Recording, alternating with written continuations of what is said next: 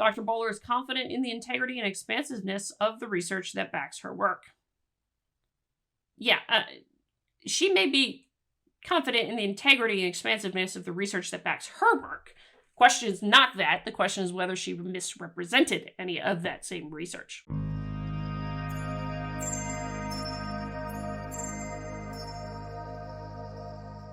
might be surprised to see me talking about this one, but it came across my radar the other night, and I figured it was relevant because, of course, any students that come into higher education, we're training them in K-12 schools in the United States, and prior videos I've talked about mathematics proficiency being really, really low. I think it's a quarter of high school seniors who are actually proficient in math in the United States. Depending upon the state, it can be lower or higher.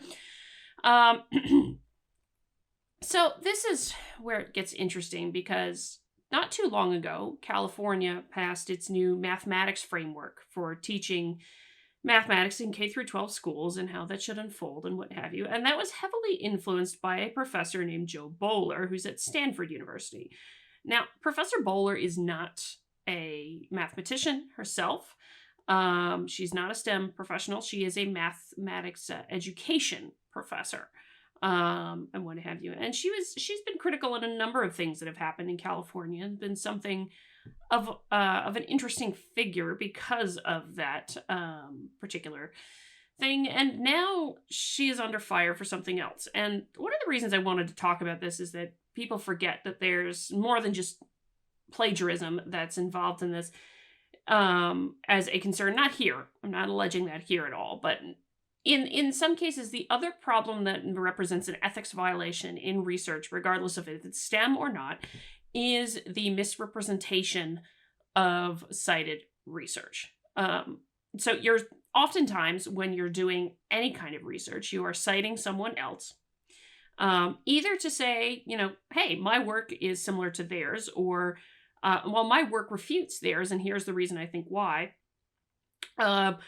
Or, you're citing it as background material where so-and-so says this, and but it doesn't quite address this thing in the research, so that's what I'm going to address in my study. Okay. Things like that. But that, of course, relies upon the author properly representing the conclusions of the other authors they are citing. And so oftentimes this requires us, checking into each other, making sure things are cited appropriately, that we're not accidentally misstating the conclusions of another article, or in the more nefarious thing, intentionally misstating it for our own gains. And that's where this gets interesting, because when we're talking about, one of the reasons I'm so cognizant in talking about all of this is that for worse or for good or for ill, scientific research and scholarship in the universities and at private institutions and at government agencies and all the rest does really help to inform a fair amount of society. It is not the only thing, nor should it be the only thing that informs the needs of society. Not appropriate for it to be the only thing.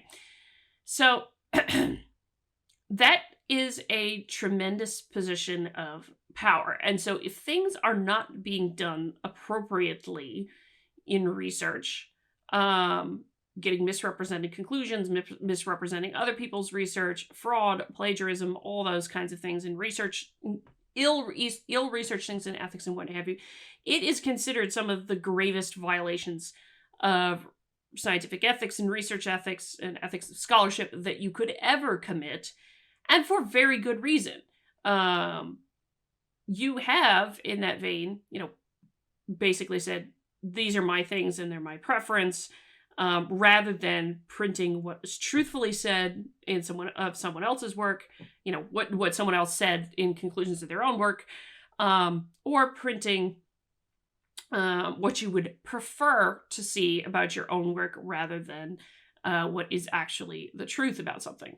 And so that's where we get back to this, because science is so relevant. Scientific research is so for societal implications. And yes, I know I say this because telos is the pursuit of the truth, not necessarily anything else.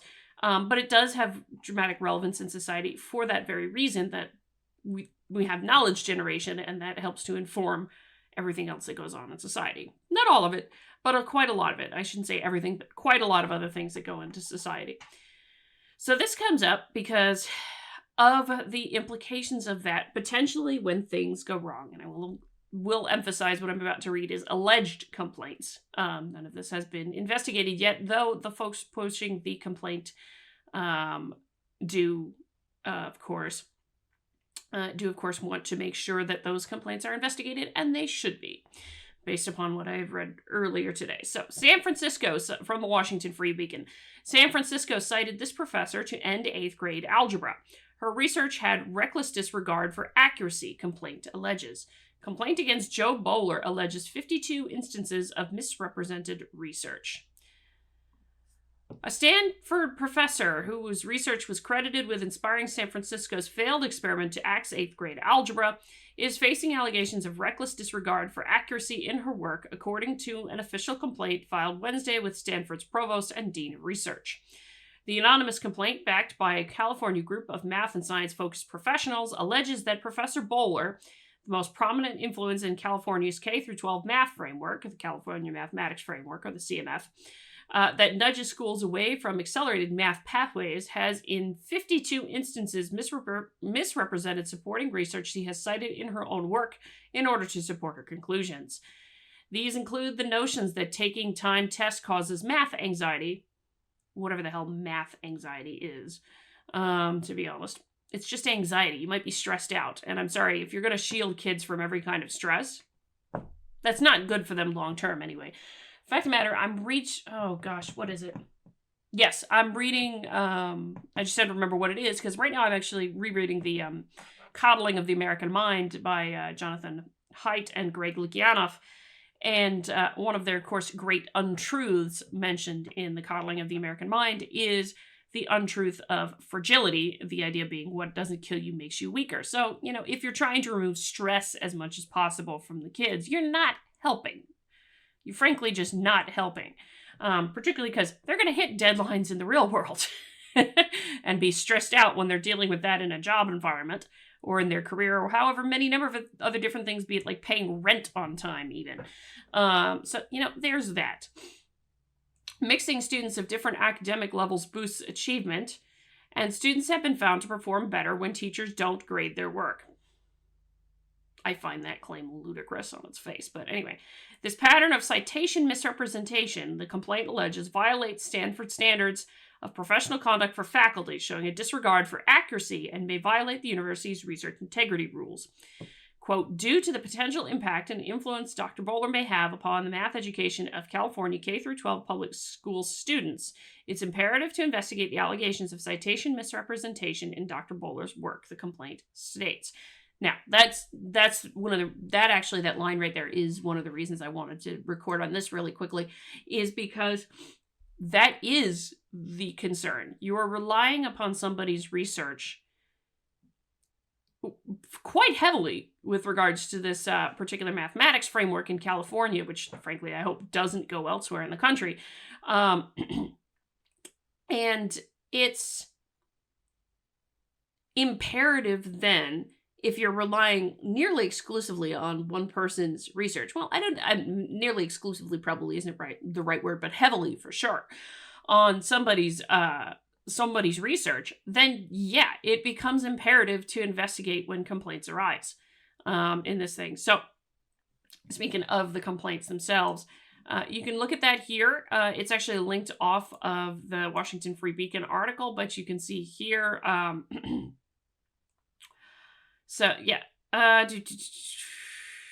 from the executive summary of the complaint, Stanford has certain delineated standards in its policies regarding academic work, research, and related professional conduct. Reckless disregard for accuracy is categorized as a misdeed for which faculty may be disciplined. This complaint alleges that Dr. Jo Boaler has engaged in reckless disregard for accuracy through citation misrepresentation, asks that Stanford investigate, and if the allegations are confirmed, take appropriate disciplinary action. Dr. Boaler's alleged citation misrepresentation matters because her work underlies the recently adopted October 2023 California Math Curriculum Framework, which is meant to guide the implementation of California's math standards in its K-12 public schools. As such, Dr. Boaler's work underlying the CMF could impact the math education of up to 6 million California K-12 public school children. Below are 52 instances of citation misrepresentation in Dr. Boaler's work, organized into 3 groups, Group A, B, and C. Group A instances are citation misrepresentations in the California Mathematics Framework, identified by Dr. Brian Conrad of Stanford University, which are matched to citation misrepresentations made in Dr. Boaler's work. Group B instances are citation misrepresentations identified in Dr. Boaler's work, which are not matched to the CMF. Group C instances are citation misrepresentations in the CMF though not identified by Dr. Brian Conrad, but which are matched to citation misrepresentations in Dr. Boaler's work.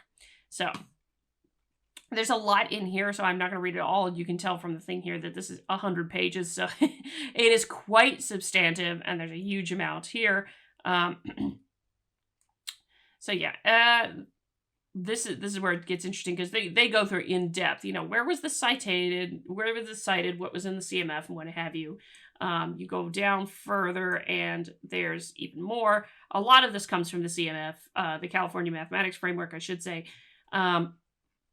And with that in mind, and then of course there's even more in here. So I think the first 30 are all in Group A. If I read, yeah, here's B. You're in the B section now. Moser et al.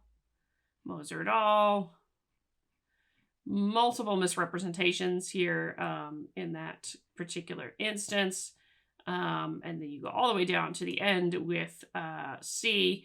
For example, Moser et al. Claim as written in the CMF. Claim as written in Dr. Boaler's work.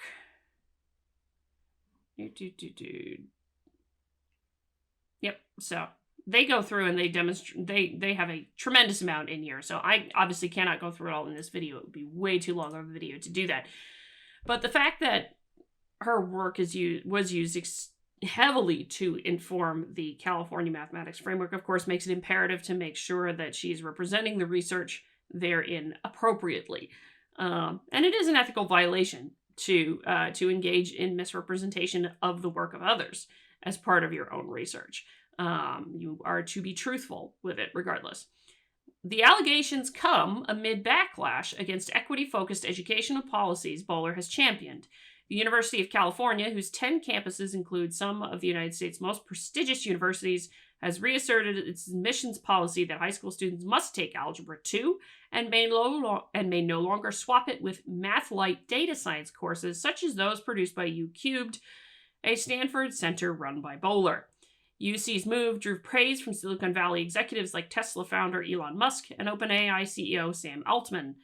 And San Francisco public schools are restoring middle school algebra, which the district axed a decade ago, citing Boaler as a major influence after years of declining student performance. This is a backstory that is somewhat relevant, because the unfortunate thing about this is that, as we know, Dr. Boaler is not a mathematician. She's not a STEM professional. She is an educator, mathematics education. And so there have been complaints also that what she is proposing basically doesn't prepare students for a career in mathematics or a career in a scientific discipline, because she seems adamant on removing certain criteria that are critical to know if you want to go into a STEM discipline, or you may have an interest in it, or you just need basic proficiency in something for mathematics. And I'm sorry, data science, while connected to math and STEM, is not itself math. So I personally, if it were me looking at a student's criteria, I would not accept a data science course as a substitute for mathematics ever. With that kind of thing. So it's a point to be made in that things that seems to have been her priorities in the past, have caused more trouble than anything. Now, I would also add to this that the restoring middle school algebra thing, of course, we can't perfectly know that the reason they're restoring it is because of just the declining, it says after years of declining student performance. I don't have the thing right in front of me to say, what is the reasoning why. But it is pretty interesting to see that they're bringing it back when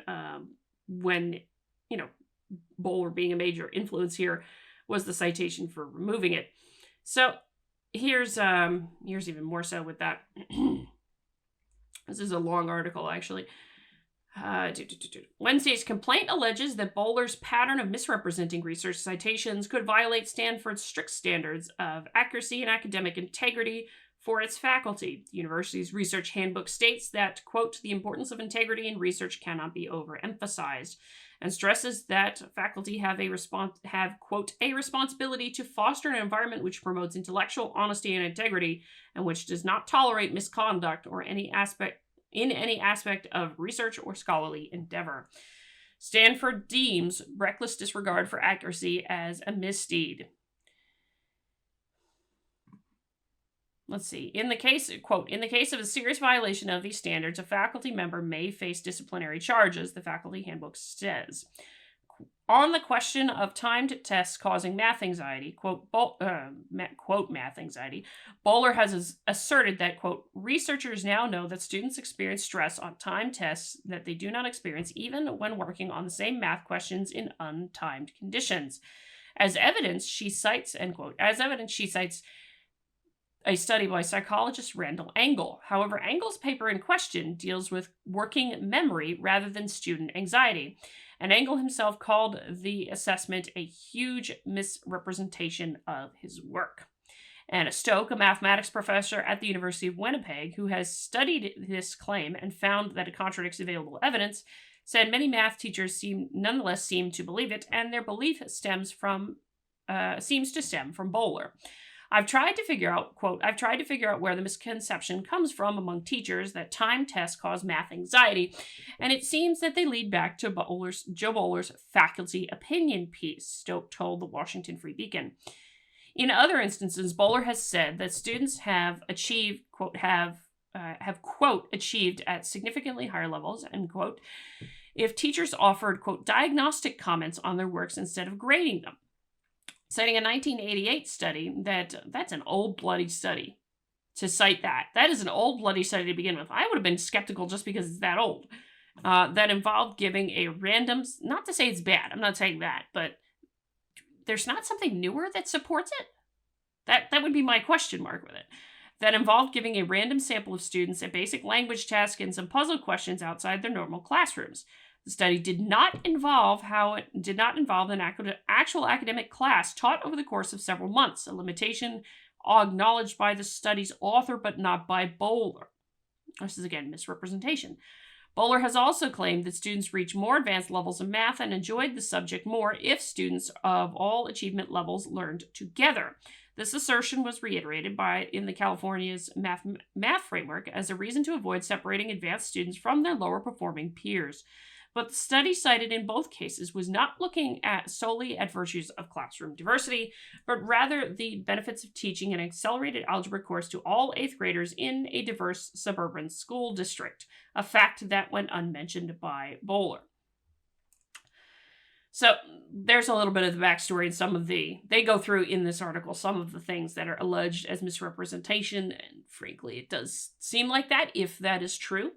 In those kinds of things. So that is a concern. But here comes from the commentary from others. Boaler's spokesman, Ian McKellar, on Tuesday declined to comment on the complaint before it was filed. Dr. Boaler is confident in the integrity and expansiveness of the research that backs her work. Yeah, she may be confident in the integrity and expansiveness of the research that backs her work. Question is not that. The question is whether she misrepresented any of that same research, which she might have.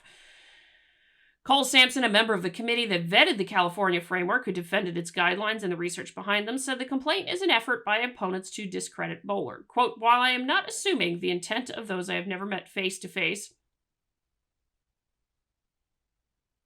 something's off here. I could imagine why those with opposing views who would choose to target and critique the work of Dr. Boaler over all the others who played a pivotal role in the new framework, given her 100,000 plus followers on social media and the attention, like this report, would draw to their attempt to slow progress of mathematics in the state of California, Sampson said in an email. Now, make a point about something. California has been drifting in this direction for a while with mathematics, with equity-focused education, which doesn't seem to work all that well, but that's a whole other comment.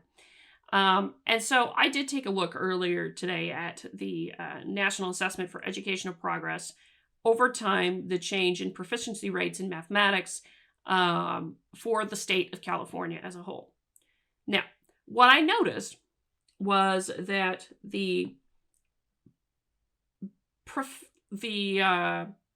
do I put this? The number of students who have basic understanding or below basic understanding of mathematics, according to the NAEP test in California, did decline for a little while. So that's good. You know, getting more proficient students did decline for a little while up until the mid-2000s-ish, I would say. So from 1990s to mid-2000s-ish. And now it's going in the other direction, where nearly 70%, I think it's 3/4 of the students, again, close to 3/4, close to 80% actually. I'd have to go look it up again to be sure, but close to, you can fact check me if I'm wrong on that one. Close to 80% of the students are not proficient in mathematics in the state of California at grade 8 in 2022. That's what I was looking at. It was grade 8 in 2022. Close to 80% of the students are not proficient in mathematics in California. All students. Somehow I don't think the changing of thematics, and it started turning around at a particular point, and perhaps having something to do with some of the things that Jo Boaler espouses. But that's something that I notice. Mathematics progress doesn't mean students get better at mathematics, then it's not necessarily progress at all. Boaler, and that does say a lot of concerning things for the future of STEM, but anyway. Boaler runs a center out of Stanford called U Cubed, which produces data science courses promoted in the California Math Framework and offers consulting services. Records from one California public school district showed she charged $5,000 per hour in fees. She has also cultivated a high profile in educational and progressive circles. After she drew negative press for the initial drafts of the equity-focused California Math Framework that she led, she sought help from Democratic megadonor Laureen Powell Jobs to advocate for the guidelines to California Governor Gavin Newsom, according to emails.